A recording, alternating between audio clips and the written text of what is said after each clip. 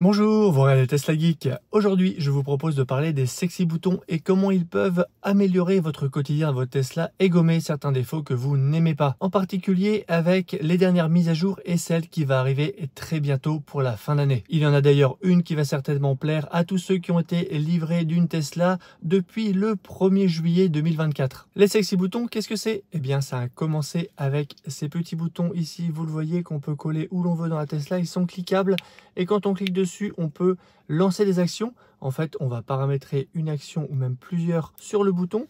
Ça va dialoguer avec ce commandeur qui est la partie intelligente du système qui va être relié à la voiture. On va le brancher sur le faisceau et donc le petit bouton qui est là va envoyer une information au boîtier et le boîtier va le traduire dans la voiture et on va pouvoir du coup déclencher jusqu'à 130 actions différentes personnalisables au niveau de la voiture. Mais les sexy boutons, ce n'est pas juste les actions qu'on peut lancer avec ceci, mais aussi tout un ensemble de règles intelligentes qu'on va paramétrer dans le commandeur et qui vont pouvoir se déclencher de manière automatique sans avoir à y penser. On en parlera d'ailleurs juste après. C'est aussi une application mobile qui va permettre à la fois de paramétrer les actions de ces boutons, mais aussi d'activer ou de désactiver les fonctionnalités intelligentes du commandeur. Cette app mobile, elle permet aussi d'avoir des informations complémentaires sur le véhicule, des informations qui sont cachées par Tesla. On peut aussi s'en servir comme d'un écran additionnel. On va avoir la vitesse, on va avoir des indications sur le véhicule. D'ailleurs, dernièrement, ils ont ajouté l'alerte angle mort avec un petit signal lumineux qui va être sur le côté de l'écran. Mais les sexy boutons, c'est aussi le sexy knob. Il s'agit du dernier produit qu'ils ont lancé. Ici, on a un écran qui est rotatif avec un bouton intégré. On peut appuyer, presser pour valider. On peut sélectionner en tournant et derrière on a 4 actions qui peuvent être lancées et on a ça tout de suite sous la main au niveau de la console centrale. Et grâce aux dernières mises à jour, eh bien tous ces produits s'enrichissent de nouvelles fonctionnalités qui vont encore participer à nous faciliter la vie et c'est de ça dont je veux vous parler dans cette vidéo.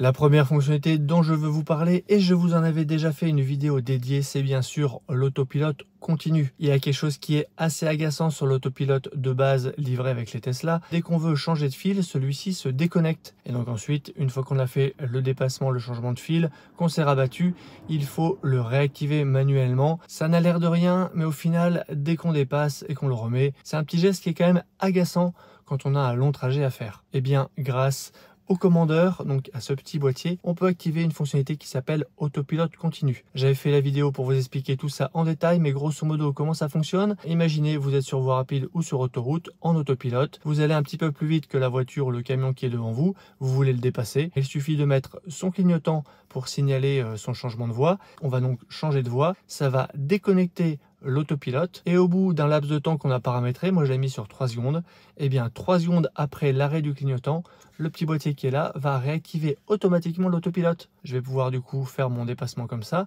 et une fois que j'aurai dépassé mon camion, ma voiture, je vais remettre le clignotant pour me rabattre à droite, ça va couper l'autopilote et une fois que le clignotant se sera arrêté, au bout du délai de 3 secondes, à nouveau, ça réactive l'autopilote. Ça n'a l'air de rien, mais en fait, le fait de garder ses mains sur le volant, de ne pas avoir bougé pour remettre l'autopilote, ça participe grandement au confort de conduite sur long trajet. Et grâce à ça, on obtient un comportement d'autopilote que l'on retrouve d'ailleurs chez certains concurrents. Un comportement où finalement c'est le conducteur qui contrôle le véhicule, c'est reste lui qui conduit et l'autopilote est une aide à la conduite pour le conducteur. Là où finalement Tesla prend plutôt le pan inverse. Eux, ils veulent confier à la voiture le fait de nous conduire, raison pour laquelle, eh bien, dans l'autopilote amélioré, on a un changement de voie automatique où là, on va signifier qu'on veut changer de voie, mais c'est la voiture, c'est la Tesla qui va faire d'elle-même le changement de voie, c'est elle qui va contrôler de combien elle se déporte, c'est elle qui va contrôler finalement la vitesse, on se laisse conduire. Ce sont deux philosophies différentes, mais le fait de pouvoir basculer dans la philosophie, on va dire, des autres constructeurs, où c'est le conducteur qui reste aux commandes, moi je trouve ça très bien et je l'utilise sur long trajet à chaque fois.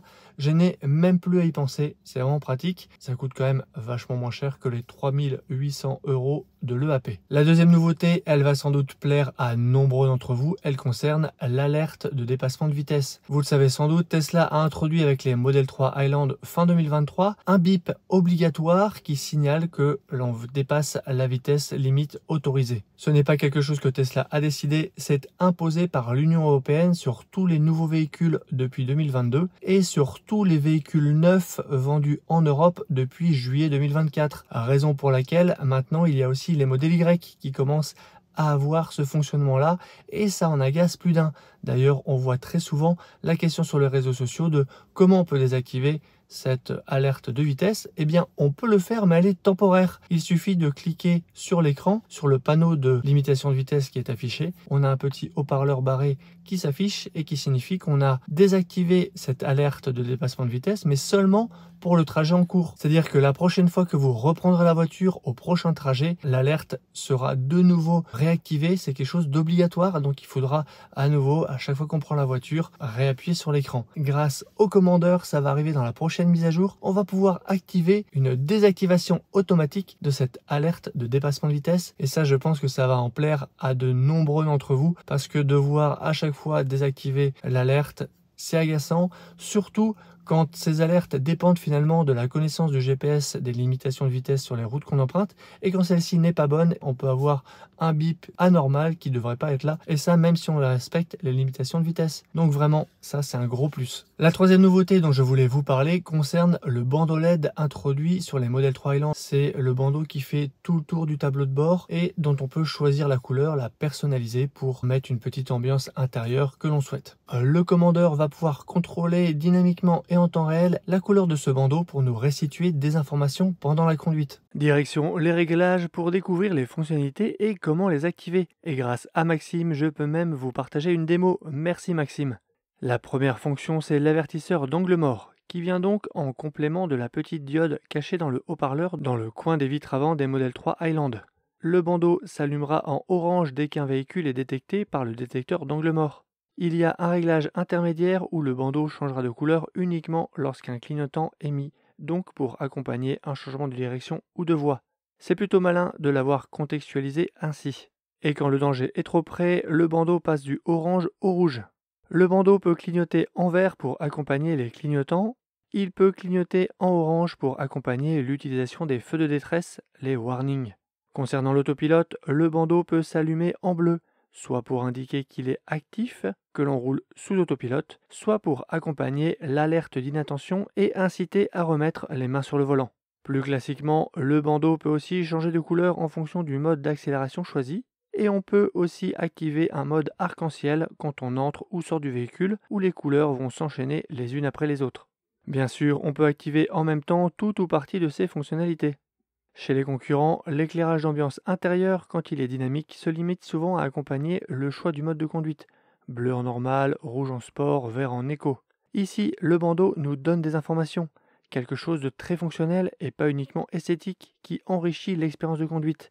C'est une excellente idée, on s'attendrait même à ce que ce soit un comportement natif de la Tesla. Est-ce qu'il vous est déjà arrivé de faire un dépassement sous autopilote et de dépasser la limite de fonctionnement de l'autopilote de 140 km/h? Eh bien moi oui, ça m'est déjà arrivé sur autoroute, je dépassais une voiture, j'en avais une autre derrière qui me collait au cul, eh bien j'ai accéléré un petit peu pour accélérer mon dépassement et pouvoir me rabattre. Au moment où j'ai dépassé les 140 km/h, la Tesla a coupé automatiquement l'autopilote. C'est la vitesse limite à laquelle l'autopilote peut fonctionner et malheureusement la Tesla nous punit pour ça puisqu'on ne pourra pas réutiliser l'autopilote avant le prochain trajet. Si on veut retrouver le confort de l'autopilote, ça va nous obliger à nous arrêter à la prochaine aire d'autoroute, mettre en stationnement et là on pourra réactiver l'autopilote. Enhance y a pensé et à nouveau avec le commandeur on peut activer une fonctionnalité qui va, dès que la vitesse sous autopilote dépasse les 140, dans la demi-seconde qui suit, ça va le déconnecter justement pour éviter qu'on soit puni. Ça encore, c'est vraiment une excellente idée. La Tesla peut enregistrer dans le profil conducteur les réglages et la position du siège conducteur. Ça c'est hyper pratique quand on alterne les conducteurs. Mais en général, quand on alterne les conducteurs, on alterne aussi les passagers. Et quand on passe côté passager, on n'a pas de réglage enregistré. Grâce au commandeur et je suppose au bouton, on va pouvoir enregistrer jusque 4 positions de siège passager. Donc vous pourrez très bien avoir un réglage monsieur, un réglage madame pour le siège conducteur et un réglage monsieur, un réglage madame pour le siège passager aussi. Et vous pouvez donc retrouver vos réglages de siège passager préférés pour profiter encore mieux du trajet. Il me semble que le SexyNob a lui aussi pas mal évolué, que maintenant on peut avoir une page quand on est à l'arrêt, une page quand on est en conduite, peut-être même une page quand on est en recharge, afin d'avoir des actions adaptées à la situation de conduite dans laquelle on se trouve. On va aussi pouvoir retrouver sur l'application mobile ce qui est affiché ici à l'écran. Comme ça, on n'a pas besoin de baisser le regard. Et si on utilise son téléphone en écran additionnel avec l'application Sexy App, eh bien, on aura en visuel direct la même chose qu'on a à l'écran sur le Nob.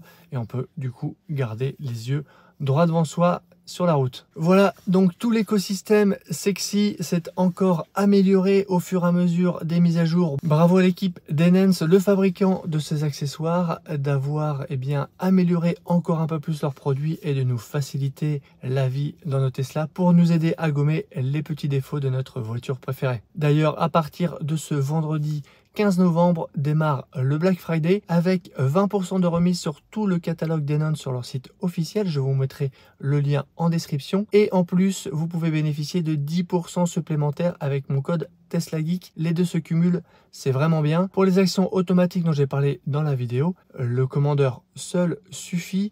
Il est en temps normal aux alentours de 190 €. Avec le Black Friday plus mon code de réduction, il revient aux alentours de 140. C'est vraiment un excellent tarif. C'est en fait 154 € en incluant les 19 € de frais de port qui, eux, sont offerts à partir de 199 €. Vous pouvez le compléter avec des boutons ou pas, ça va dépendre de ce que vous voulez faire avec vos boutons. Vous pouvez par exemple gérer la clim à l'arrière, les sièges chauffants à l'arrière avec un bouton. Vous pouvez ouvrir la boîte à gants, replier les rétros, et une fonctionnalité qui est souvent utilisée, c'est celle du déclenchement manuel du préconditionnement de la batterie pour pouvoir aller recharger sur des bornes de recharge rapide qui seraient en dehors du réseau Tesla. Et j'en profite aussi pour vous dire que j'ai reçu de la part d'Enhance un SexyNob pour Model 3 Highland et j'ai décidé de vous le faire gagner. Je l'offrirai à quelqu'un qui habite dans la région lilloise ou qui peut se déplacer dans la région lilloise. L'objectif, c'est de faire une vidéo ensemble pour installer le Nob dans votre Model 3 Highland, montrer à quoi ça ressemble et surtout discuter ensemble de ce à quoi il va vous servir, partager avec la communauté en vidéo les actions que vous allez mettre sur ce Nob, à quoi il va vous servir. Il y a aussi bien sûr le commandeur qui est avec ce Nob, donc vous pourrez aussi nous dire quelles actions automatiques du commandeur vous souhaitez mettre. Si ce cadeau contre une vidéo vous intéresse, eh bien envoyez-moi un mail à l'adresse qui s'affiche en bas de l'écran et que vous pourrez retrouver aussi en description en m'indiquant tout simplement ce que vous ferez de ce cadeau. Le tournage aura lieu en métropole lilloise, pas très loin de chez moi, potentiellement un week-end si c'est plus pratique pour vous. Je vous laisse une semaine à partir de la publication de cette vidéo pour m'envoyer vos mails et donc je ferai un tirage au sort dans une semaine. J'espère que cette vidéo vous a plu, j'espère qu'elle vous aura appris toutes les nouvelles choses qu'on peut faire avec les Sexy boutons depuis les mises à jour. Vous trouverez bien sûr les liens vers le site officiel d'Enhance en description et mon code promo TeslaGeek qui vous offrira 10% supplémentaires. Abonnez-vous pour ne pas rater mes prochaines vidéos et je vous dis à bientôt pour une prochaine vidéo. Si tu as aimé cette vidéo ou que tu veux soutenir la chaîne, mets un like. Tu peux t'abonner pour recevoir les notifications de mes prochaines vidéos et aider la chaîne à être mieux référencée. N'hésite pas à donner ton avis en commentaire. À bientôt!